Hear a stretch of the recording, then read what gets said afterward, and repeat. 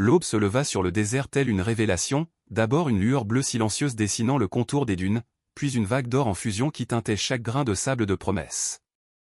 Youssouf sentit la chaleur avant de voir le soleil, un souffle chaud contre sa nuque, lui rappelant qu'il était en retard.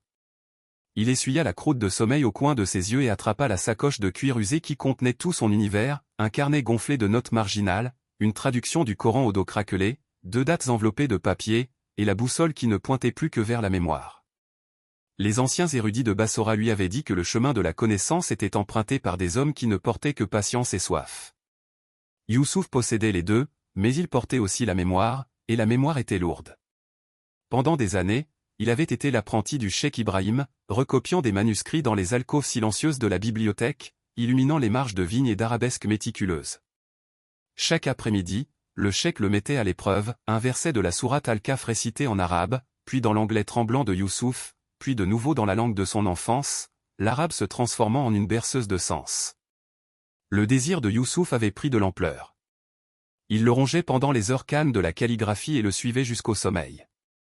Plus il maîtrisait la langue de la révélation, plus les questions surgissaient dans les fissures de la certitude.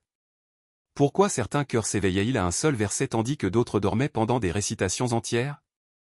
Comment la connaissance descendait-elle telle une pluie soudaine et nourrissante ou montait-elle telle une fumée, jaillissant des braises de l'expérience?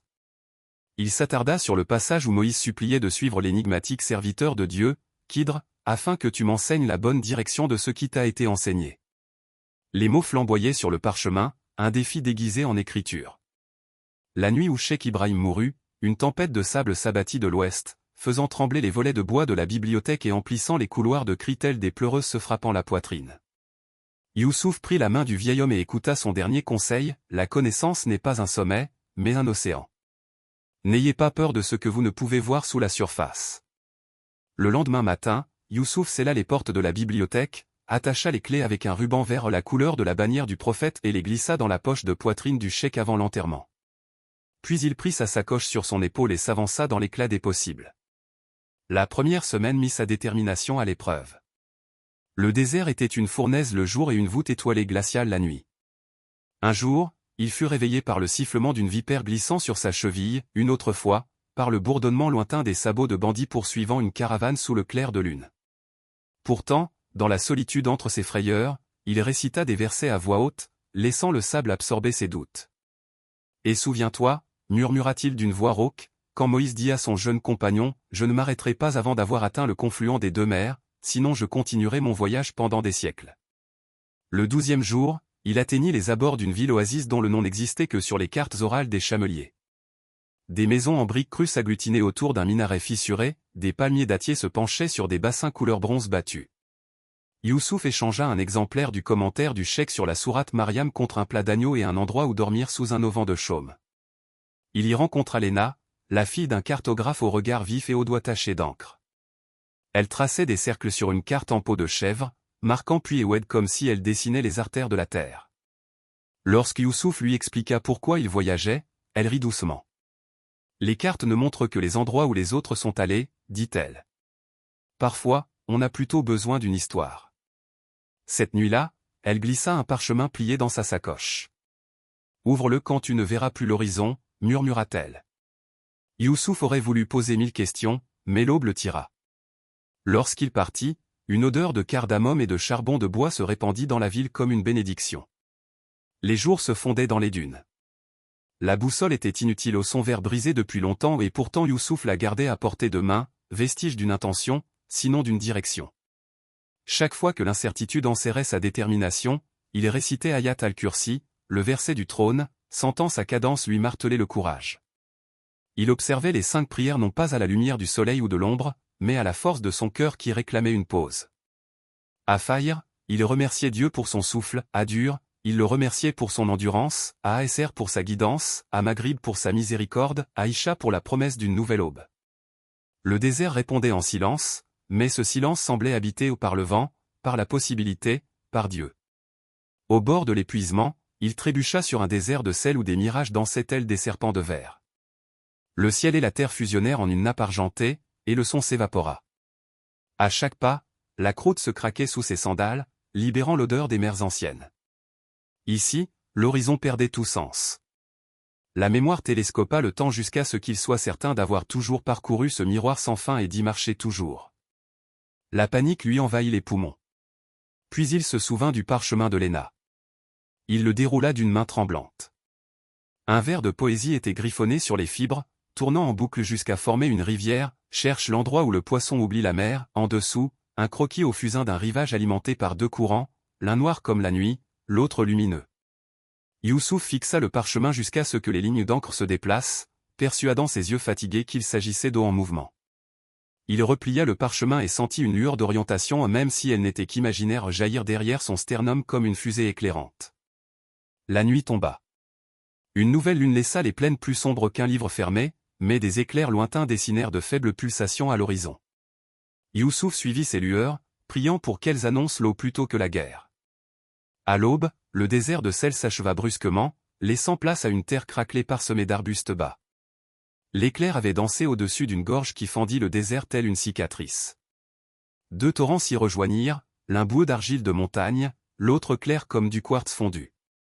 Youssouf s'effondra à genoux, les larmes brûlantes sur ses joues, les rives des deux rivières reflétant la rougeur du lever du soleil. Il plongea ses paumes dans le courant frais et but jusqu'à en avoir mal aux côtes. Puis il aperçut une silhouette accroupie sur un rocher plat au milieu du ruisseau, vêtue d'une laine blanchie par le soleil, le visage masqué par une capuche. La silhouette traça quelque chose à la surface du rocher du bout du doigt, puis effaça la marque avec l'eau du fleuve. Le pouls de Youssouf s'accéléra. Toutes les histoires qu'il avait entendues disaient que Kidr ne portait ni titre, ni couronne, seulement la patience de celui qui conversait avec l'invisible.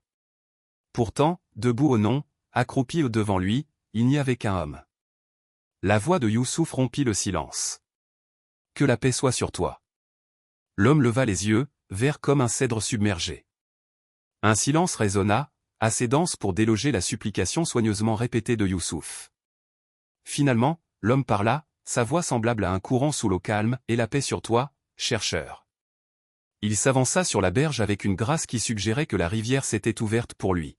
« Pourquoi poursuis-tu des horizons qui s'éloignent » Youssouf prit le Coran dans sa sacoche, ses doigts effleurant la tranche craquelée. « Parce que le livre nous appelle à méditer sur ces signes, dit-il.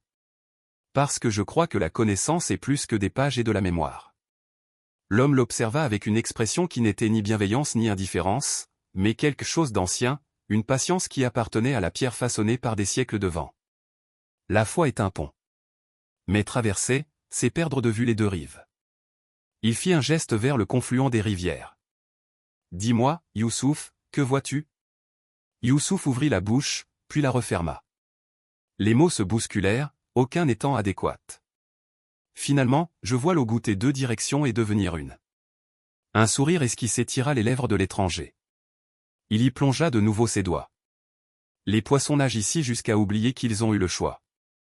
Il lança des gouttes sur le sol, où elles s'enfoncèrent dans un sifflement. Vas-tu oublier ton choix, Youssouf ? La question le déstabilisait. Il voulait dire oui, mais craignait ce qu'exigerait la reddition. Je veux apprendre, répondit-il. Alors, marche avec moi, répondit l'homme en s'engageant dans un étroit sentier qui serpentait le long de la gorge. Mais promets-moi de ne pas remettre en question ce dont tu seras témoin jusqu'à ce que je décide de t'expliquer. Youssouf hésita. Il se souvint de la promesse téméraire de Moïse et de son prompt regret. Mais quelle était l'alternative ? Retourner au désert ? Poursuivre les mirages ? Il jeta un coup d'œil à la boussole abîmée, dont l'aiguille vide reflétait la lumière matinale comme un œil accusateur. Il la rangea, inspira et le suivit. Youssouf suivit l'étranger sur le sentier étroit de la gorge jusqu'à ce que la pierre remplace le sable et que l'odeur de l'eau remplace la poussière. Le sentier grimpait en lacets irréguliers, parfois bordé d'acacias épineux, parfois creusé à même la falaise. Pas une seule fois l'étranger ne se retourna pour s'assurer que Youssouf était toujours là, il semblait guidé par un autre sens, comme si le rythme de ses pas résonnait dans son propre pouls. À midi, ils atteignirent un plateau où des rochers calcaires jonchaient le sol tels des monuments oubliés et où des herbes broussailleuses poussaient à travers les fissures de la roche. Le vent fouettait le manteau de Youssouf contre ses mollets et emportait avec lui le faible rugissement des vagues impossibles à cette distance, et pourtant indéniables. L'étranger s'arrêta près d'un rocher, pressa sa paume contre sa surface crevassée et ferma les yeux. Youssouf hésita, hésitant à parler. Dans le silence, il entendit un léger bourdonnement, d'abord comme des abeilles piégées, puis comme un chant dont les consonnes se fondaient en vibration. Le Coran enseigne que chaque atome glorifie Dieu, se souvint Youssouf, même si l'on ne comprend pas leur glorification. La main de l'étranger se leva, le bourdonnement s'éteignit, il poursuivit sa route sans un mot. Youssouf le suivit, les sens en éveil. Le plateau se rétrécissait jusqu'à une corniche surplombant un gouffre si profond que l'air semblait s'y précipiter. Loin en contrebas, une rivière serpentait, ses eaux venaient de Limon. Une passerelle en bois enjambait l'abîme, les planches étaient grisâtres, les cordes effilochaient presque comme des fils. 3 hommes attendaient de l'autre côté, discutant à voix basse. Leur bateau, chargé de sacs de céréales et de poulets en panier, s'était échoué sur un banc de sable en amont, et ils hésitaient à traverser à pied pour chercher de l'aide ou à risquer d'attendre que la marée les libère. L'étranger les dépassa sans s'arrêter et posa un pied sur la passerelle. La planche du milieu céda sous son poids, il attrapa le câble de soutien et se balança vers l'autre côté aussi facilement qu'un chat franchissant un mur de cour. Puis il s'agenouilla et, avec un petit couteau, scia 2 autres cordes de soutien. Les hommes hurlèrent des jurons. Youssouf eut le souffle coupé. En 4 coups rapides, le pont s'affaissa, se fendit et s'écroula dans le ravin.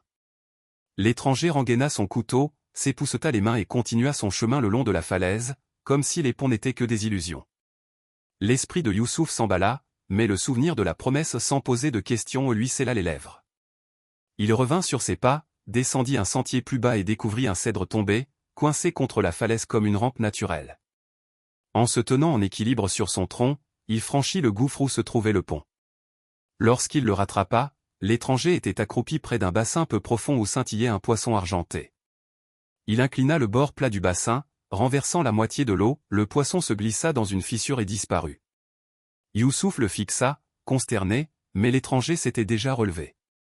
Vers le crépuscule, ils entrèrent dans un village où de basses chaumières bordaient des champs d'orge en terrasse. De la fumée s'échappait des cheminées d'argile, l'appel du Maghreb flottait dans l'air couleur pêche. L'étranger se dirigea droit vers une chaumière dont la porte était pendue de travers, ses gonds brillants de fer neuf. À l'intérieur, une veuve était assise, filant la laine, tandis que ses fils jumeaux empilaient du fumier séché pour se chauffer. Les dettes de leur père les avaient laissés sans le sou, ils survivaient sur un lopin de terre pas plus grand qu'un tapis de prière. L'étranger salua la femme, s'agenouilla près du mur et commença à soulever des pierres. Youssouf s'agenouilla également, pensant que l'homme voulait réparer les dégâts. Au lieu de cela, l'étranger souleva une dalle entière, révélant une cavité remplie de pièces verdies par des années de secret. Il reposa la pierre, scellant à nouveau le trésor, étendit du mortier frais sur la veine et balaya les graviers pour qu'il n'en reste aucune trace. Puis il partit sans accepter les remerciements déconcertés de la veuve. À l'extérieur du village, l'étranger prit enfin la parole. La nuit sera froide. Nous installerons notre campement au-delà de l'Amandier. Youssouf se retint. Pourquoi as-tu détruit le pont dont ces marchands avaient besoin? Pourquoi as-tu condamné ce poisson à mourir dans la roche sèche? Pourquoi as-tu caché des richesses dont la veuve et ses fils auraient pu se servir? Alors que les questions fusaient, un poids s'allège de la poitrine de Youssouf, mais pèse encore plus lourd sur sa conscience, il avait manqué à sa parole. L'étranger lui fit face sous les premières lueurs des étoiles. Ne t'avais-je pas dit que tu ne pouvais pas me supporter? Son regard ne trahissait ni colère ni triomphe, seulement une tristesse aussi ancienne que les pierres qu'ils avaient traversées. Pourtant, parce que ton cœur se serre, je vais t'expliquer. Le pont était pourri. Il se serait effondré demain en pleine traversée sous le poids d'un cortège nuptial. Mieux vaut perdre des planches que des vies. Les poissons transportaient les spores d'une maladie qui aurait empoisonné les puits en aval, mieux vaut la mort d'une seule créature que celle de 100 enfants. Le mur de la veuve cache les richesses que son mari a enterrées pour ses garçons. Si elle les avait trouvées maintenant, le prêteur qui traque sa dette les aurait saisies. Quand les garçons auront atteint l'âge adulte, la dette disparaîtra avec le contrat, et le trésor les libérera. Ce furent des actes de miséricorde, même si la miséricorde porte parfois le masque de la cruauté. Youssouf rougit de honte et de crainte. Les versets de la sourate Al-Kahf se déployèrent dans son esprit comme des bannières, l'impatience de Moïse, les actes énigmatiques de Khidr, la révélation finale de la sagesse. Il tomba à genoux. Pardonne-moi. Chaque question brisait ma confiance. La voix de l'étranger s'adoucit. Ces fractures étaient nécessaires. L'or se purifie par le feu, Youssouf. La certitude aussi. Il désigna un creux où le thym sauvage tapissait le sol. Reposez-vous. Demain, la patience sera plus précieuse que la nourriture. Le sommeil le titillait, mais ne parvenait pas à le gagner. Au-dessus, la Voie lactée s'étendait dans le ciel telle une écriture liquide. Youssouf se demandait combien de galaxies chantaient des louanges inaudibles. Vers minuit, il se leva, fit ses ablutions avec de la rosée recueillie sur des feuilles d'amandier et pria 2 unités, implorant le pardon de son arrogance. Lorsqu'il eut terminé, il sentit la présence de l'étranger derrière lui, aussi silencieuse que le clair de lune sur la pierre. « Ta prière a dépassé les étoiles, » dit l'homme en s'installant à côté de lui. « Dis-moi ce que tu crains le plus. » Youssouf pensa à la boussole brisée, au chèque mort, à la confiance tranquille de Léna. « J'ai peur de découvrir que le savoir s'arrête et de me retrouver encore affamé. » L'étranger traça un cercle dans la poussière. La connaissance s'éteint quand le désir s'éteint. Le désir s'éteint quand les âmes rencontrent leur Créateur. En attendant, la fin est la preuve de la vie. Il effaça le cercle et se leva. À l'aube, nous traversons la vallée de Verre.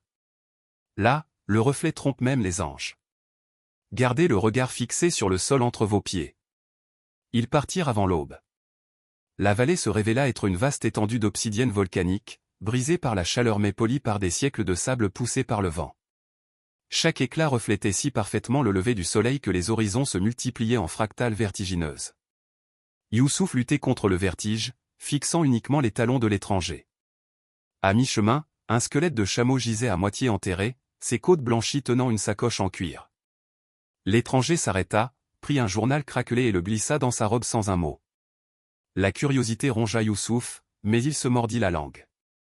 Des heures plus tard, l'obsidienne céda la place à des collines d'argile rouge, balayées par d'étroits ravins.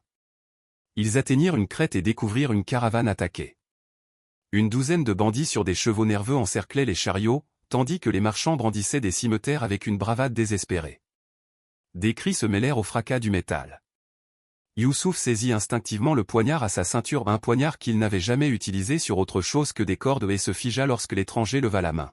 « N'intervenez pas, dit-il. » Son ton était d'une fermeté absolue, et pourtant il s'avança à grands pas.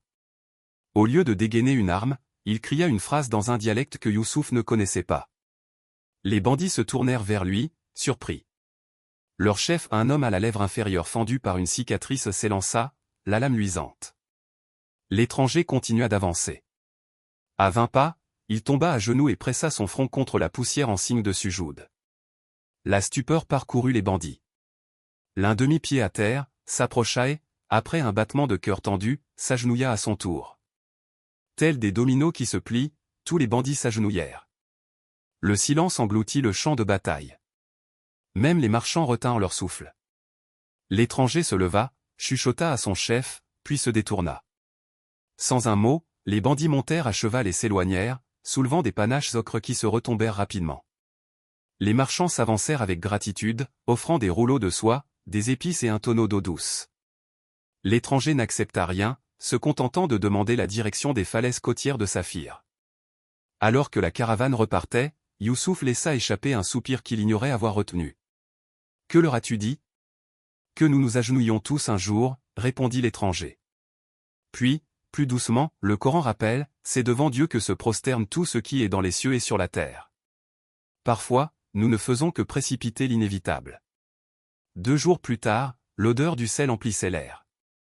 Ils atteignirent Saphir au coucher du soleil, des falaises de craie plongeaient dans une mer turquoise, des mouettes tournoyaient dans les embruns. Des bateaux tanguaient dans un port en croissant, au-delà, des maisons blanchies à la chaux s'élevaient sur des terrasses scintillantes de verre éclairées par des lampes. L'étranger conduisit Youssouf devant des pêcheurs réparant leurs filets jusqu'à une jetée usée par les intempéries où un vieux boutre tanguait doucement. Sa coque était rapiécée de bois dépareillé, sa voile était un patchwork de chutes de tissu, et pourtant il flottait avec une grâce improbable. Un capitaine barbu apparut, les yeux brillants d'une reconnaissance qui transcendait la vue. Il s'inclina devant l'étranger, puis le serra dans ses bras. Aucun mot ne fut échangé, seulement de la compréhension. L'étranger se tourna vers Youssouf. « Ton voyage continue à travers les eaux. Le mien va ailleurs. » Il lui fourra le journal craquelé par les intempéries dans les mains. « À l'intérieur, tu liras ce que je ne peux pas encore dire. Garde-le jusqu'au moment opportun, puis remets-le-moi aussi volontiers que je te le donne maintenant. » La panique envahit Youssouf. « Je ne suis pas prêt. » J'ai encore des questions. Tu le feras toujours, dit l'étranger en souriant. C'est le don. Il posa une main sur le cœur de Youssouf. Récite Ayat al-Nur ce soir, laisse le verset de la lumière te guider là où boussole et étoile ne peuvent le faire. Puis il recula, et avant que Youssouf puisse formuler une autre supplication, l'étranger disparut parmi la foule du quai, comme si la mer l'avait englouti sans une ride. Youssouf monta à bord du boutre. Tandis que la voile caressait le vent et que la côte se rétrécissait en une ligne pâle, il ouvrit le journal. Sur la couverture intérieure, de l'écriture bouclée de Léna, on pouvait lire « Les cartes marquent le début des histoires, et non leur fin ». En dessous, de la main vive de l'étranger, un unique verset, au-dessus de chaque détenteur de savoir se trouve un autre qui sait. Youssouf referma le livre, le serra contre sa poitrine et laissa l'horizon non plus un mirage mais une promesse le porter en avant, porté par des courants de sel et de foi. Le vent s'engouffra dans la voile rapiécée comme une révélation figée dans une toile, et le boutre fila vers le nord-est à travers une étendue de jade où ciel et eau échangeaient des couleurs à longueur de journée. Les nuits apportaient une voûte d'étoiles si claire que Youssouf avait l'impression de pouvoir enfiler une aiguille avec elle, les jours explosaient d'une lumière si blanche qu'elle semblait effacer toute ombre en lui. Il était assis près de la proue, son journal en équilibre sur ses genoux, murmurant Ayat al-Nru el Samouti wa el-Ar, jusqu'à ce que l'arabe devienne battement de cœur, jusqu'à ce que l'imagerie des versets, des lampes, du verre et de l'huile sacrée, se répandent dans tout ce qu'il voyait. La voile scintillait comme du cristal poli, le mât brûlait d'une flamme invisible qui, n'était ni d'Orient ni d'Occident, et la mer elle-même se transformait en lumière liquide. Le capitaine, Oumar ibn Alim, l'observait avec le doux amusement d'un père observant la première prière de son enfant. Sa barbe était d'un blanc immaculé, ses yeux brillants comme ceux d'un moineau. Il naviguait en lisant le vent sur ses paumes, traçant une écriture invisible sur sa peau burinée. Le troisième soir, il s'assit à côté de Youssouf, lui offrit une tasse de kawa et lui demanda quelle inscription l'occupait tant. Youssouf montra les pages énigmatiques du journal, des croquis de constellations dont les noms changeaient à force de regarder, des schémas de roues hydrauliques qui ne soulevaient que le clair de lune, des fragments de poésie dans des langues que Youssouf reconnaissait à moitié, l'hébreu, le syriaque, un dialecte araméen plus ancien que les toits. Oumar passa un doigt sur une ligne de calligraphie arachnéenne. Ce verset, dit-il, est tiré du Kit Balzual, un traité perdu lors de l'incendie de la maison de la sagesse abbasside. Comment l'as-tu retrouvé? Un homme dont je ne connais pas le nom me l'a confié, répondit Youssouf, surpris d'entendre la fermeté dans sa propre voix. Le capitaine hocha la tête, comme si de tels cadeaux étaient courants sur cette mer, alors, garde-le comme tu garderais une prière, ouvert quand c'est nécessaire, fermé quand c'est inutile. Il tapota la page 2 fois, se leva et retourna à la barre. La 7e nuit, le vent tomba comme si Dieu avait murmuré, Koun, et le monde s'arrêta à mi-respiration. Le boutre dérivait sur une eau sombre dont le reflet était si parfait que chaque étoile apparaissait 2 fois ou une fois au-dessus, une fois en dessous jusqu'à ce qu'il semble que le bateau vogue comme un ruban invisible entre le ciel et son reflet. L'équipage murmurait que ce silence signifiait que les profondeurs l'écoutaient, un homme récita la sourate al-Rahman pour apaiser les djinns qui persistaient sous la quille. Juste avant l'aube, un banc de brouillard s'abattit, épais comme de la laine non filée. Les marins allumèrent une lanterne à la proue, sa lueur ne s'étendait qu'à une longueur de bras avant d'être engloutie par la brume. Oumar ordonna le silence pour que le navire puisse entendre les dangers qui s'avançaient, mais ce qui leur parvint fut une musique, une flûte plaintive se faufilant dans le brouillard tel un fil d'argent. Personne ne pouvait déterminer sa direction, tantôt elle dérivait à bâbord, tantôt à la poupe, mais toujours trop loin pour appartenir à un pont mortel. Youssouf sentit la mélodie évoquer un souvenir d'enfance, sa mère fredonnant une berceuse venue des cours andalouses, dont les notes s'enroulaient autour de cadences coraniques. Ses yeux le piquèrent. Il fit mine de se lever, mais le capitaine le saisit par la manche. « Arrête » murmura Oumar. Funaan Albar les artistes de la mer chantent pour attirer les cœurs inquiets par-dessus bord. Le chant enflait, le boutre tanguait malgré l'absence de vent. Le gréement craquait comme des os qui bougent dans le sommeil. Puis, la mer, sous bâbord, s'illumina aux des formes turquoises tourbillonnantes s'élevant juste sous la surface, leurs contours humains et pourtant ondulants comme sculptés dans l'eau elle-même. Les hommes d'équipage haletaient le nom d'Allah. Le pouls de Youssouf s'accélérait, les silhouettes glissaient le long du bateau, visages lumineux indéchiffrables, yeux opalescents. L'une d'elles leva une main, palmée de lumière, et la voix de la flûte s'aiguisa, invitant. Youssouf serrait le journal, les jointures exsangues. La dernière instruction de l'étranger au que le verset de la lumière vous guide là où boussole et étoile ne peuvent lui brûler l'esprit. L'instinct le guidait. Il ouvrit la page où Hayat Al-Henner avait été méticuleusement recopié à l'encre émeraude et commença à réciter à voix haute. Dieu est la lumière des cieux et de la terre. Sa voix tremblait, mais chaque mot frappait la brume comme une étincelle. Les formes ralentirent, la flûte vacilla. Le souffle de Youssouf se calma, il continua, imaginant la niche, la lampe, l'olivier béni dont l'huile brillerait presque même à l'abri du feu. Avec la dernière phrase, les dieux proposent des paraboles à l'humanité, et Dieu est omniscient et les figures spectrales se dissolvèrent en une luminescence planctonique tourbillonnante, la flûte disparut dans le silence, et le brouillard se dissipa suffisamment pour que la première brise fasse onduler la voile. L'aube colorait l'horizon de corail. Oumar serra l'épaule de Youssouf. Nous sommes à 2 jours de Cala al-Rimal, dit-il, désignant une ville portuaire qui, selon la rumeur, abriterait une bibliothèque entièrement vitrée. Il semble que vos vers nous aient ramenés au vent. Cala al-Rimal se révélait telle une opale sertie dans des falaises de grès. Des bâtiments de marbre veiné s'élevaient gradin après gradin, couronnés de dômes vernissés du vert des palmiers printaniers. Des minarets perçaient le ciel, appelant les fidèles, les bazars déversaient des épices aux senteurs de cannelle et de cèdre. Pourtant, ce qui attirait les pèlerins de tous les continents était la baie Al-Zujaï, la maison de verre, où chaque mur, étagère et escalier étaient taillés dans des blocs translucides extraits d'un volcan éteint depuis longtemps. Des manuscrits scintillaient derrière des vitres de cristal, des parchemins flottaient tels des papillons préservés dans des rayons de soleil réfractés. Youssouf entra pieds nus, le pouls battant. À l'intérieur, le silence vacillait, un silence si complet qu'il entendait le sang lui ruisseler dans les oreilles. Des érudits en robe indigo flottaient tels des ombres, consultant des codex avec des outils en bois plumé, de peur qu'un souffle ne vienne rayer les âges. Au centre se dressait une table de lecture autour de laquelle des lampes se disposaient selon la géométrie précise de la niche d'Hayat Al-Henner.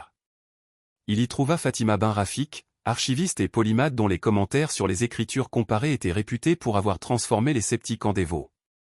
Les yeux de Fatima, d'un brun profond tacheté d'or, examinèrent le journal dès que Youssouf le posa devant elle. Elle toucha son cuir comme on touche un pouls. Cette reliure est syrophénicienne, dit-elle d'une voix basse comme si elle tournait les pages. Du 7e siècle. Comment l'as-tu trouvé? Par la confiance, je prie pour mériter, répondit Youssouf. Il raconta l'étranger, la carte devenue rivière, la vallée de verre. Lorsqu'il eut terminé, Fatima hocha la tête. Certains livres choisissent leur lecteur. Voyons ce que celui-ci veut. Elle déroula une feuille de mica laiteux sur la table, y posa le journal et alluma une petite lampe à huile transparente. La lumière traversa le mica, le parchemin, et révéla des couches d'encre enfouies sous une écriture visible, des palimpsestes, des écrits anciens effacés mais jamais complètement disparus. Des glyphes flamboyèrent en violet. Fatima inclina une loupe, des mots apparurent en persan, chercher l'embouchure du fleuve qui engloutit la lumière.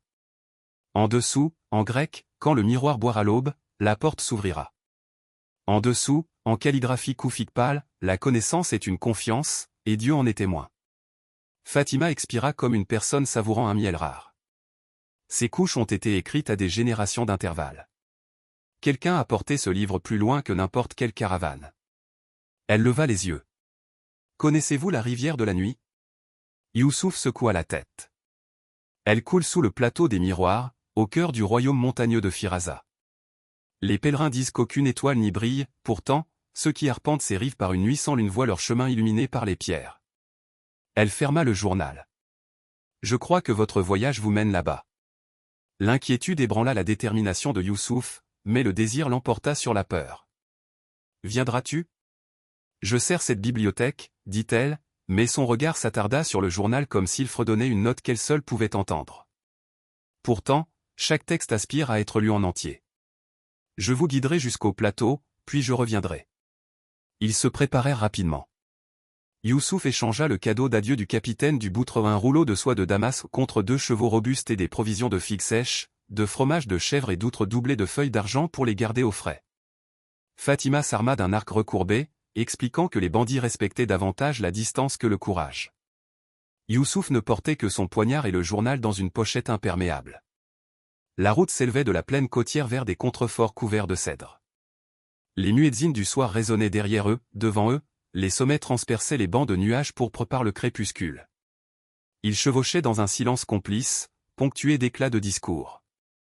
Fatima évoquait le concept d'Ibn Arabi du « royaume imaginaire », un monde aussi réel que la matière, mais accessible par la perception purifiée par l'adoration et l'émerveillement. Youssouf partageait l'enseignement du cheikh Ibrahim selon lequel chaque parabole coranique recelait une infinité d'interprétations, telles des perles entrelacées.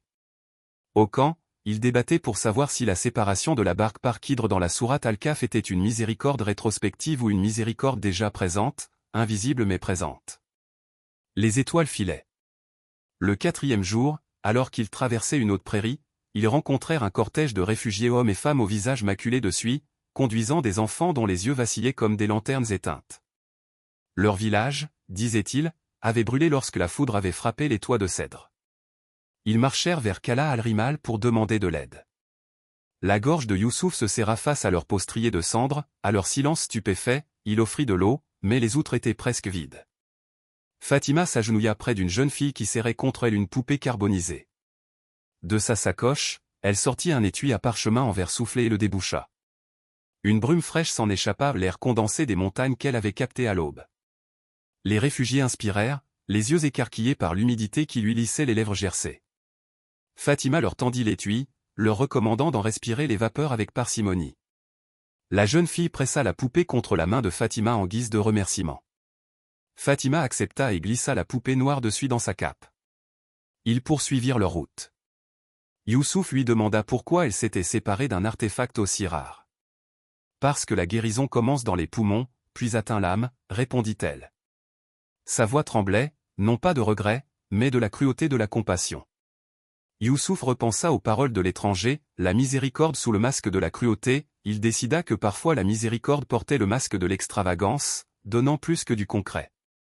Cette nuit-là, près de la limite des arbres, un orage éclata, la foudre déchira les nuages, le tonnerre gronda comme des montagnes qui s'entrechoquent. Ils s'abritèrent sous un surplomb rocheux. La pluie projetait des plaques de pierre sur la gorge en contrebas, transformant les ravins asséchés en cataractes. Fatima alluma un feu dans une poche de sable sec tandis que Youssouf récitait des prières pour demander refuge auprès de Dieu contre le mal de ceux qu'il a créés. Entre deux coups de tonnerre, il entendit un autre bruit, des craquements de pierre. Il rampa jusqu'à l'entrée du surplomb. De l'autre côté de la gorge, une dalle de la taille d'un minaret se détacha de la falaise et s'écrasa dans le vide, emportant avec elle une rangée de pins centenaires. Le rugissement noya toute pensée. Lorsque la poussière se dissipa, Youssouf vit que la pierre tombée avait parfaitement enjambé la gorge, formant une chaussée naturelle sur leur chemin prévu. Il regarda Fatima, ses yeux reflétaient son émerveillement. Le Coran dit qu'il fait sortir le vivant du mort et le mort du vivant, murmura-t-elle. Peut-être aussi qu'il nous ouvre la voie hors du péril. Ils traversèrent à l'aube, leurs sabots claquant sur la roche encore fraîche. Au-delà s'étendait le plateau des miroirs, une étendue balayée par le vent, faite de dalles de mica fracturées par le gel et fusionnées par le soleil, jusqu'à ce que chaque dalle reflète le ciel avec une fidélité troublante. Aucune végétation ne poussait, aucun insecte ne rampait.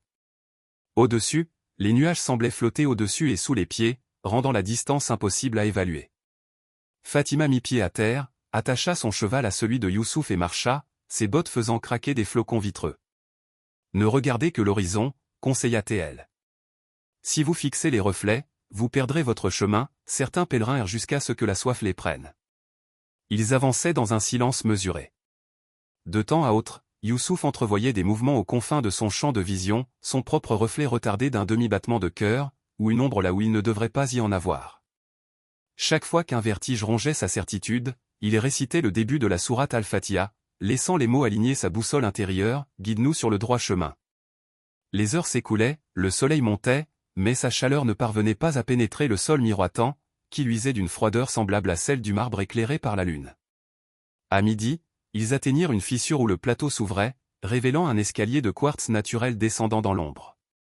D'en bas s'élevait un silence semblable à un souffle aspiré à travers les roseaux, le silence de l'eau qui coule dans l'obscurité. Fatima posa une main sur le bras de Youssouf. « Le reste t'appartient, dit-elle. Mon vœu à la bibliothèque m'engage ici. » Le pouls de Youssouf s'accéléra. « Est-ce que je te reverrai ? Si Dieu inscrit la réunion dans nos pages, dit-elle avec le sourire serein des bibliothécaires qui savent que les histoires s'arrêtent rarement à la dernière ligne. Elle serra la poupée noire de suie dans sa paume. Un rappel que le savoir sans miséricorde est cendre. Puis elle recula. Youssouf glissa la poupée dans sa sacoche à côté du journal, prit une torche et commença la descente. Les échos engloutirent ses pas, de pâles veines luminescentes filaient le quartz, palpitant comme des battements de cœur. L'air se refroidit et devint silencieux comme une caverne. Après 40 marches, l'escalier déboucha sur une rivière souterraine, dont le cours était noir mais parsemé d'étincelles constants, silencieux, rappelant les formes lumineuses de la mer nocturne. Ici, la lumière ne perçait pas l'eau, l'eau donnait naissance à la lumière. Youssouf s'agenouilla et emplit ses mains. Le liquide luisait entre ses doigts avant de devenir translucide au contact de l'air. Il but. Le goût était celui de rien et de tout, la première gorgée d'eau après le jeûne, le sel des larmes versées à la prière de l'aube, la douceur des dattes dans les dernières minutes du ramadan. Une chaleur irradiait dans sa poitrine, s'installant derrière ses yeux jusqu'à ce que l'obscurité s'éclaircisse. De l'autre côté de la rivière, une arche de pierre s'élevait, gravée d'une écriture tourbillonnante que Youssouf reconnut comme du koufik ancien, mais ne put déchiffrer. Au-dessus de l'arche, une niche contenait une lampe éteinte, en forme de deux mers jumelles fusionnant en l'une claire, l'autre sombre. L'instinct le guida, il ouvrit le journal à une page blanche, la déchira, la déposa dans la lampe et récita à nouveau Ayat al-Ener. Une flamme jaillit sans amadou.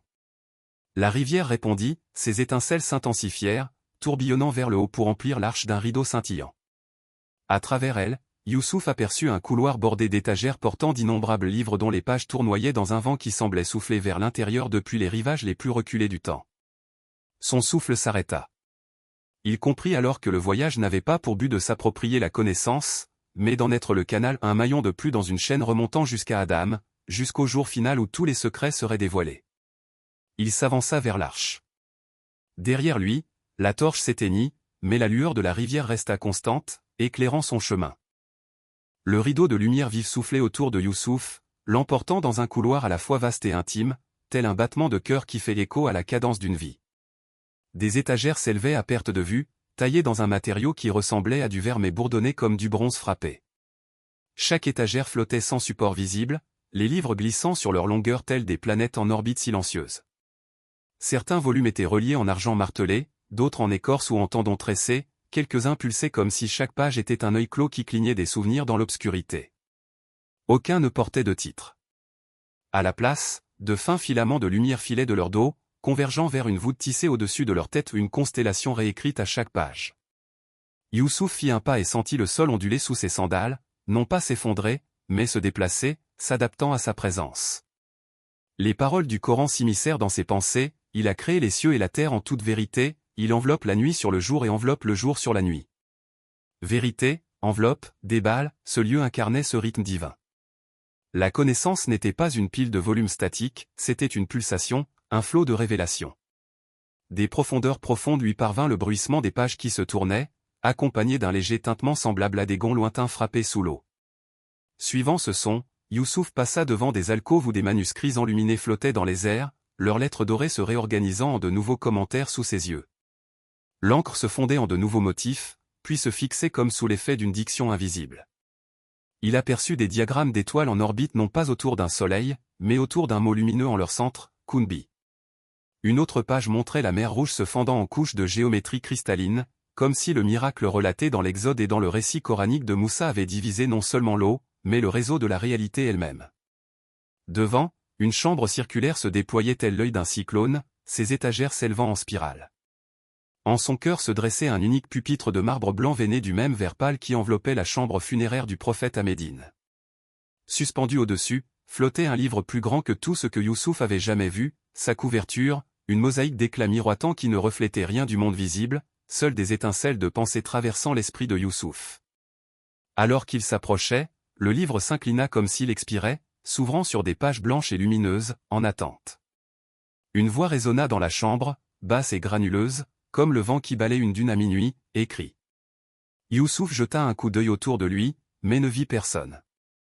La voix retentit de nouveau, venue de partout et de nulle part. Écris ce que tu portes. Sa sacoche lui parut soudain lourde, le cuir tirant sur les coutures. Il la posa, en sortit la poupée noire de suie, la boussole cabossée, la carte devenue rivière et le journal. Lorsqu'il les posa sur le pupitre, ils ne firent pas de bruit sourd, mais se fondirent en de pâles colonnes de lumière qui s'élevèrent en spirale avant de déferler sur la page blanche. L'encre se forma, d'abord des esquisses de dunes, puis l'écriture en boucle de Léna, puis l'aya émeraude de l'inconnu, puis le don de brume de Fatima. Chaque souvenir se solidifia en texte, tout en restant lumineux, glissant sur le parchemin comme des mots sur les vagues. Youssouf sentit une traction à la base de son crâne ou une demande, douce mais ferme, d'en savoir plus. À contre-cœur, il pressa le bout des doigts contre la surface, et des souvenirs jaillirent spontanément, sa mère récitant la sourate Yassine tandis que la pâte à pain levait sur le rebord de la fenêtre, les derniers conseils du cheikh Ibrahim, l'odeur de cardamome dérivant d'une ville oasis à l'aube, le poisson argenté piégé dans une fissure de roche sèche. Chaque détail devint un scénario. Quand enfin le courant se calma, il se tenait là, vide et pourtant transcendant, comme s'il jeûnait non pas de nourriture, mais du poids des moments vécus. La voix revint, désormais teintée de chaleur, la mémoire et de l'argile façonnée par la guidance. « Quelle forme recherchez-vous ? » ?»« Je cherche à comprendre, » murmura Youssouf. « Pourquoi avons-nous soif de savoir, même en sachant qu'elle risque de nous submerger ? » Tourne la page. Il obéit. Les mots s'imprimèrent en temps réel, formant un dialogue. Question, le chercheur a-t-il faim parce que le banquet existe, ou le banquet existe-t-il parce que le chercheur a faim? Réponse, les deux. Le désir et la provision s'enroulent l'un autour de l'autre comme des fils jumeaux, chacun donnant naissance à l'autre par la permission de Dieu. Question, quel est le premier voile de certitude? Réponse, nommé. Les lignes défilaient plus vite que Youssouf ne pouvait lire, et pourtant chaque phrase marquait son esprit, la certitude n'est pas l'absence de doute, mais la maîtrise de sa boussole. La miséricorde est l'arithmétique de l'algèbre divine, résolvant les équations cachées dans le chagrin. Ensuite, Youssouf est un dérivé de Yaza, augmenté. L'augmentation ne peut être contenue, elle doit déborder. Lorsque l'encre s'immobilisa, la page pulsa une fois et le livre se referma. Les objets que Youssouf avait abandonnés fusionnèrent à sa surface, mais changèrent, la poupée brillait maintenant d'un blanc ivoire, l'aiguille de la boussole flottait librement dans le verre liquéfié, pointant partout à la fois, le journal était de nouveau relié en soie saphir filé d'or. « Prends-les, dit la voix. Et livre-les là où on en a besoin. Mais sache le prix, tu ne peux emporter que ce que je te rends. Tous les autres souvenirs que tu as mis à nu demeurent dans ces pages. Ils sont en sécurité, mais inaccessibles jusqu'à ce que ta mission soit accomplie. » Un frisson parcourut Youssouf. Perdre la mémoire, c'était perdre son moi, n'est-ce pas? La panique s'empara de lui, puis s'estompa lorsqu'il réalisa que son chagrin était atténué, comme si Dieu avait pansé sa blessure. Il s'inclina. Où vais-je les livrer? La chambre s'assombrit, les étagères se replièrent comme des ailes, et le sol se transforma en sable. Lorsque Youssouf releva la tête, il se tenait sous un ciel indigo parsemé de constellations inconnues. Le grand livre avait disparu. Devant lui s'étendait une plaine aride de flèches basaltiques d'un bleu pâle, comme si la lumière de la lune s'échappait de la roche. Au loin scintillaient des tentes tissées de lumière stellaire, regroupées autour d'un cube noir pas plus haut qu'une cabane de berger. Il ne reconnaissait rien de ce paysage, mais une certitude s'enracinait en lui, c'était Firaza, le royaume montagneux des légendes du plateau. Son souffle se broussa dans l'air glacial. La boussole qu'il tenait à la main tourna, puis se stabilisa, pointant vers le cube. Il le suivit. Les tentes appartenaient à une tribu nomade dont la peau était aussi lumineuse que le basalte. Ils l'accueillirent non pas par des mots, mais par une main sur le cœur, leurs yeux reflétant une curiosité aveuglante. Youssouf fit de même. Un ancien s'approcha, la barbe tressée d'éclats de cristal qui tintaient les uns contre les autres. Il fit signe à Youssouf de s'asseoir près d'un brasero où brûlaient des braises sans fumée. Après que le silence eut mûri comme un fruit, l'aîné parla en arabe avec un accent aux consonnes douces comme la neige, « Nous sommes les Bani Ujaï, descendants du forgeron qui forgea la lampe dans l'aya de la lumière. Ceci, dit-il en désignant le cube, est la lampe de pierre, fragment de cette première forge. Depuis 13 générations, elle brille sans flamme, guidant les caravanes dans la nuit. Hier, elle s'est estompée. » Le regard de Youssouf glissa vers le cube, mat, sans vie. « Pourquoi? » Le savoir a été emmagasiné, dit l'aîné, son flux freiné par la peur. La lampe de pierre ne s'illumine que lorsqu'un chercheur abandonne ses propres certitudes pour guider les autres. Le cœur de Youssouf battait fort. La transaction de la bibliothèque, ses souvenirs perdus, était-ce suffisant? Il récupéra la poupée d'ivoire, la boussole, le journal réincarné. On m'a dit de les livrer. Les enfants se rassemblèrent, attirés comme des papillons par la faible lueur des reliques.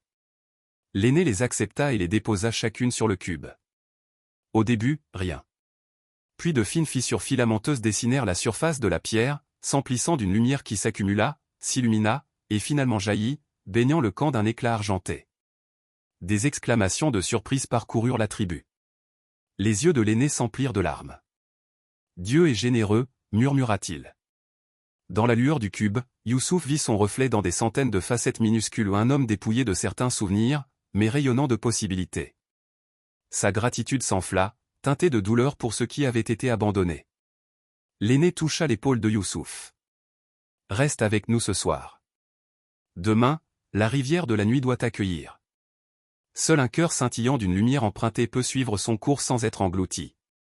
Avant l'aube, la tribu accompagna Youssouf jusqu'à la gorge où la rivière jaillissait de la racine de la montagne, un torrent plus sombre que la poix, au courant silencieux.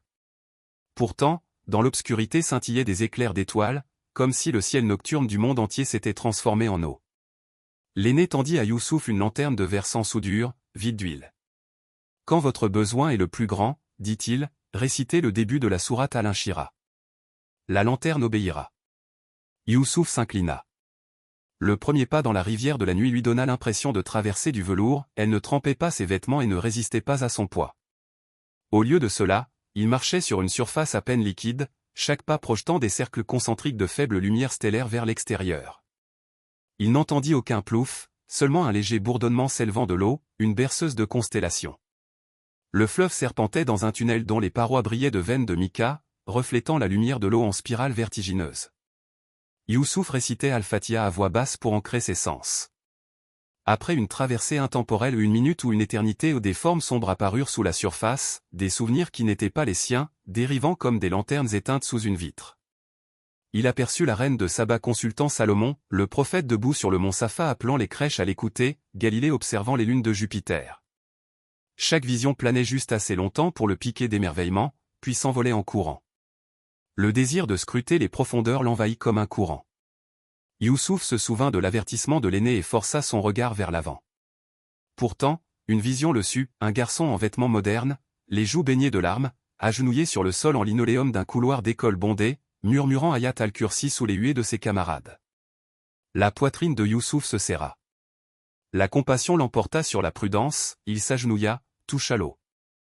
La scène s'éclaira, il vit les lèvres du garçon remuer, « Guide-moi, Allah, guide-moi », et les huées s'estompèrent, remplacées par un silence radieux, comme si des mains invisibles protégeaient l'enfant. La vision s'éloigna, laissant l'eau plus claire. Youssouf se leva, l'âme tremblante. La boussole à sa ceinture vibra, l'aiguille se fixa vers l'avant. Il reprit sa marche et bientôt le tunnel s'élargit en une caverne où la rivière plongeait sous terre, formant une cascade d'obscurité étoilée. À côté se tenait une silhouette en cape et capuche, traçant un cercle sur la pierre du bout des doigts. Ses yeux verts se levèrent, Kidr, ou l'étranger qui refusait les noms, inchangé par le temps. « Tu portes en toi la lampe de la miséricorde des autres, dit-il. » Sa voix était celle d'un courant sous l'eau calme.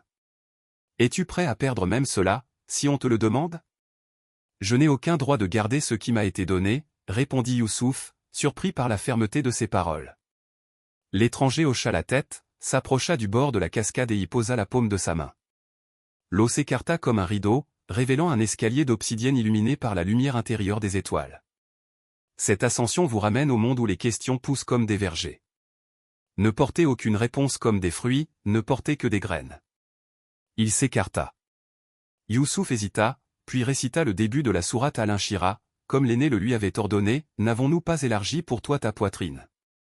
La lanterne s'alluma, emplie d'un blanc pur et éclatant qui ne projetait aucune ombre. Il la suspendit à sa hanche. « Sois patient avec ton propre développement, » dit l'étranger. Au-dessus de tout possesseur de savoir se trouve un autre qui sait. Youssouf commença à grimper. Les marches étaient glissantes, mais le soutenaient avec une fermeté qui ressemblait à une confiance extériorisée. À mi-hauteur, la cascade se refermait derrière lui, emprisonnant le son dans un équilibre feutré. Pourtant, quelque part, bien au-dessus, Youssouf sentait l'eau presser sa paume pâle contre le plafond de pierre, prête à peindre son voyage de couleurs invisibles. À chaque pas, il répétait le verset du trône, le laissant tambouriner le courage dans ses côtes, son cursis s'étend sur les cieux et la terre, et leur préservation ne le fatigue pas. La lumière des étoiles dans la lanterne pulsait au rythme du verset, illuminant les glyphes gravés sur chaque contre-marche, fragments de langues éteintes et à naître, significations imbriquées en spirale comme l'ADN. L'escalier aboutissait sous une ouverture ronde où le ciel d'avant l'aube se teintait d'une légère teinte rose. Youssouf émergea dans l'air vif de la montagne, sur une crête surplombant des horizons qu'il ne reconnaissait pas, des vallées couvertes de brume, des forêts argentées par le coucher de la lune, des villages pas plus grands que des chapelets disséminés sur des plaines de velours. Il posa la lanterne sur une pierre plate, la lumière se condensa en un seul faisceau pointé vers l'est. Au loin, au-delà des collines étagées, une faible lueur annonçait le réveil de la civilisation. Youssouf resserra sa cape, respira l'air froid comme le pain et commença la descente, chaque pas faisant jaillir des étincelles de détermination. Derrière lui, l'ouverture se referma, ne laissant aucune trace d'escalier caché ni de rivière, seulement une paroi rocheuse ornée de mosaïques de pierres noctilucentes. Youssouf ne se retourna pas. La mémoire, perdue ou retenue, le poussait en avant, chaque souvenir invisible le guidant comme le vent gonfle une voile.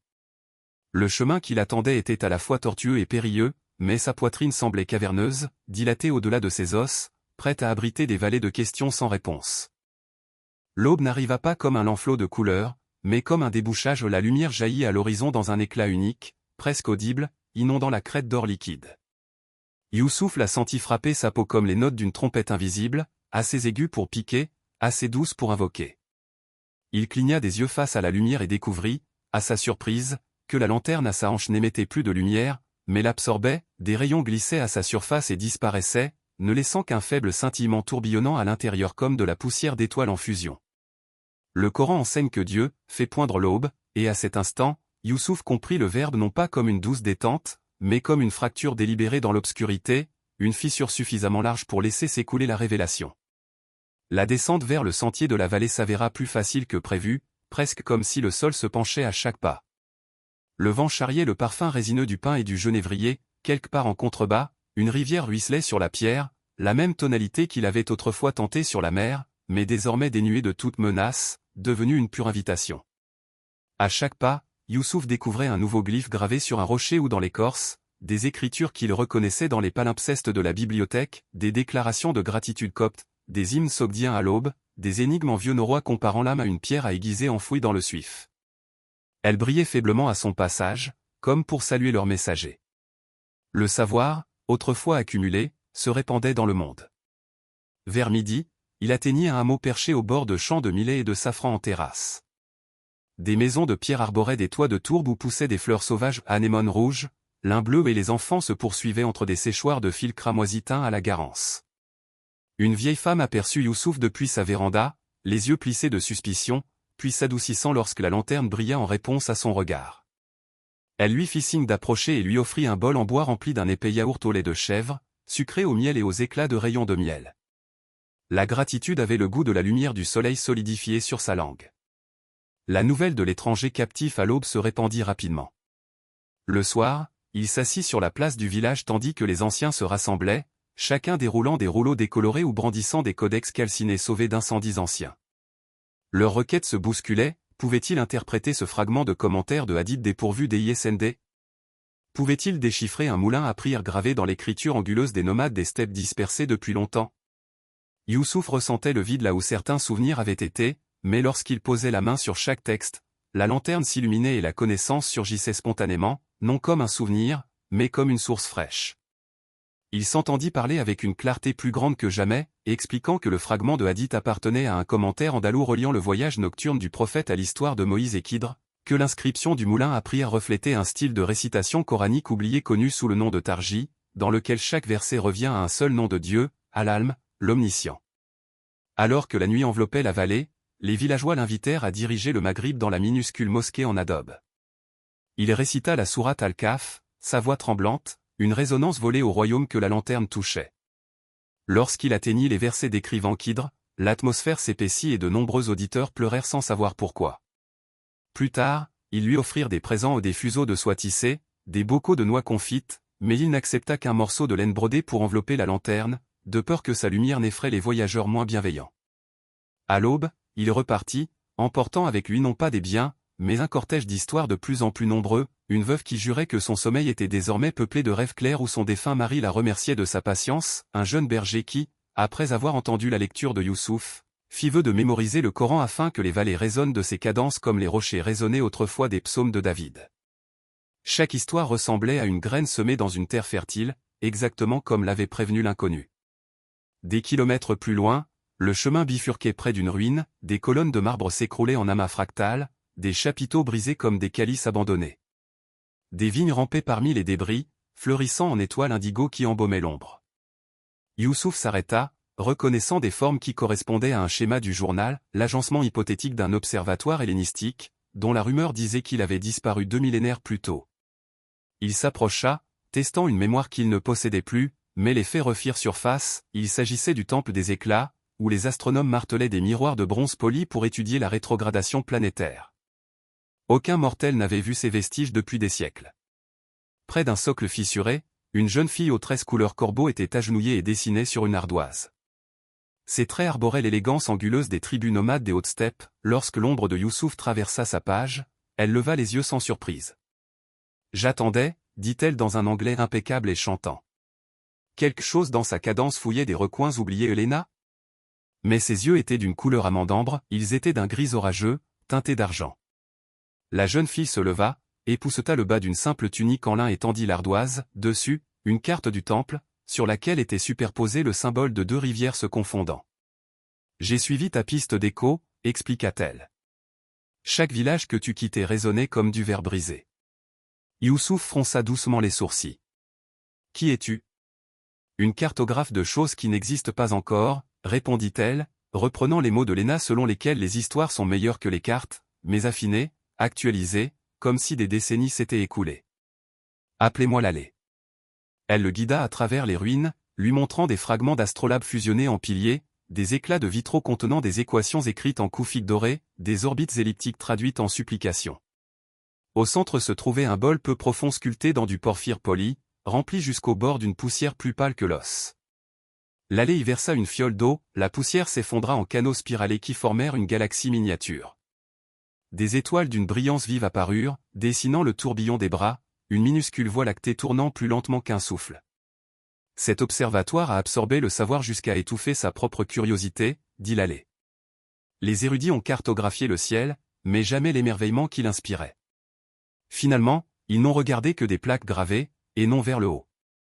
Le temple s'est effondré la nuit où une pluie de météores a écrit de nouveaux versets célestes que personne n'a pris la peine de lire. Elle a croisé le regard de Youssouf. Le livre que tu as trouvé ô celui qui a englouti tes souvenirs m'a demandé de te montrer ceci. Des livres qui demandent leur chemin, demanda-t-il, une pointe d'ironie se mêlant à l'admiration. Certains livres sont des portes. Elle poussa le bol. Et certains bols sont des univers. Regarde. Devant ses yeux, les étoiles de Mercure scintillaient, s'éteignaient, puis se rallumaient telles des glyphes, chaque étoile se transformant en une lettre jusqu'à ce que la galaxie miniature écrive une seule ligne en arabe lumineux, dans le souvenir d'Allah les cœurs trouvent le repos. La phrase s'éleva de la poussière comme une vapeur, se dispersant au-dessus de lui comme de l'encens, laissant le bol vide, à l'exception de l'eau ondulante. Youssouf sentit la lanterne vibrer. Il déballa la laine et découvrit que son intérieur en verre était orné des mêmes lettres en argent vif. Elles parcouraient la surface comme des lucioles, se réorganisèrent, puis s'installèrent en anglais, « Retour ». « Où aller » murmura-t-il.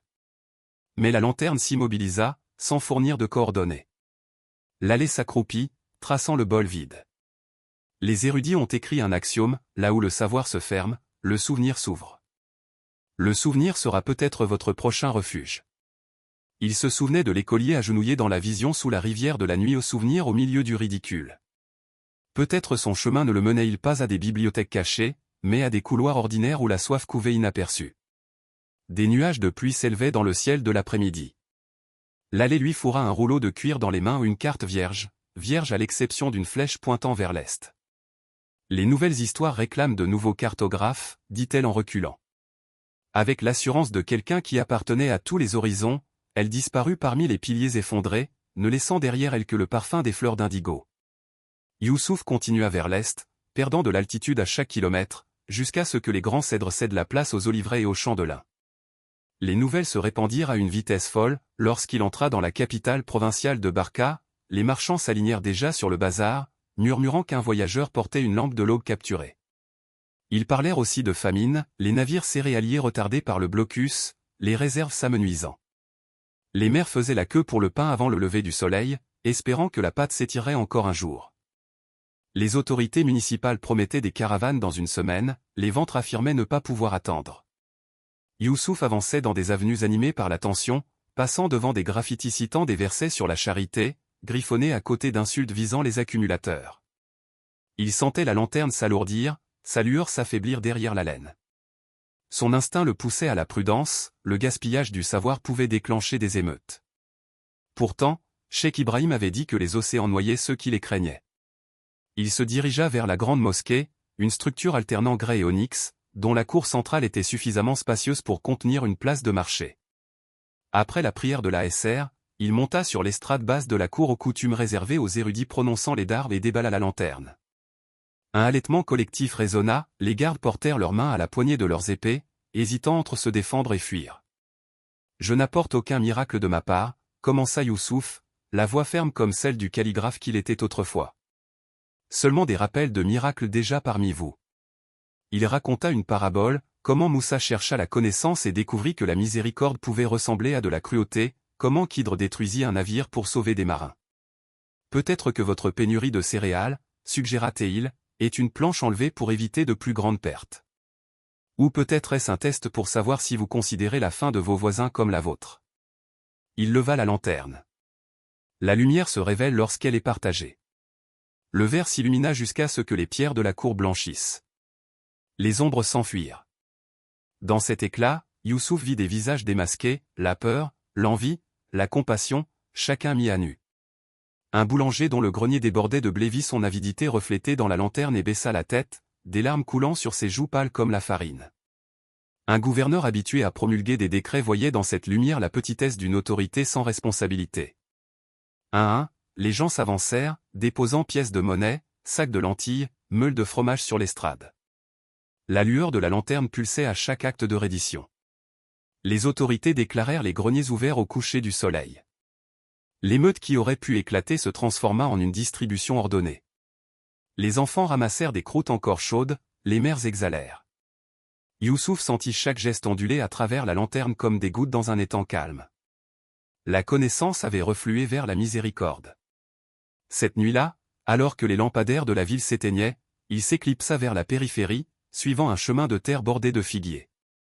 Là, sous un ciel couvert de météores, la pluie qui avait autrefois détruit le temple des éclats, il trouva l'étranger qui l'attendait, capuche baissée, visage nu.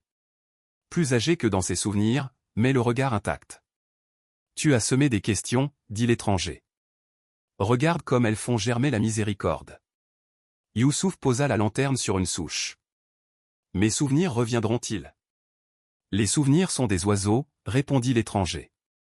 Certains migrent, d'autres nichent, d'autres ne chantent qu'une fois à l'aube. Tu n'en as perdu aucun, tu les as prêtés à l'éternité.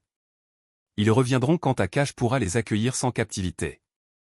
Youssouf accepta, ressentant une paix à la fois immense et tendre. Et maintenant? Maintenant, marche jusqu'à ce que la boussole de la gratitude te guide. Et quand quelqu'un te demande de la lumière, souviens-toi comme l'aube se glisse facilement dans un verre. Le clair de lune scintillait sur la lanterne tandis que l'étranger disparaissait dans la nuit comme l'encre dans l'eau. Youssouf souleva la bande de laine pour envelopper le verre, mais le trouva soudain vide, sa lumière dispersée. La panique le submergea jusqu'à ce qu'il réalise que l'aube avait commencé, faible et résistante, tapissant le ciel à l'est. Un nouveau jour porterait sa propre lampe. Il tourna la carte vierge que l'allée lui avait donnée. Sous la lumière des étoiles, des lignes étaient apparues, non pas des routes, mais des versets des bribes de Coran et de Hadith, des distiques de Rumi, des fragments de berceuses andalouses, le verset du trône tourbillonnant comme une galaxie au centre. Aucune destination indiquée, seulement des chemins de mots. Youssouf sourit. Une véritable cartographie. Il roula la carte, la glissa sous sa cape et s'engagea sur la route. Chaque pas lui semblait plus léger, porté par la certitude que le monde, comme le livre, s'écrivait encore et que lui, ancré par la miséricorde, était devenu partie intégrante de la plume. Loin derrière, dans le plus haut minaret de la capitale, le muezzin lança l'appel de l'aube, sa voix résonnant à travers les feuilles de figuier et la poussière de météores, Allahu Akbar, Allahu Akbar. Les mots, portés par le vent, s'emparèrent de Youssouf à mi-chemin et le soulevèrent vers un horizon sans cesse plus vaste, s'élevant sans cesse de questions, s'illuminant sans cesse de lumière.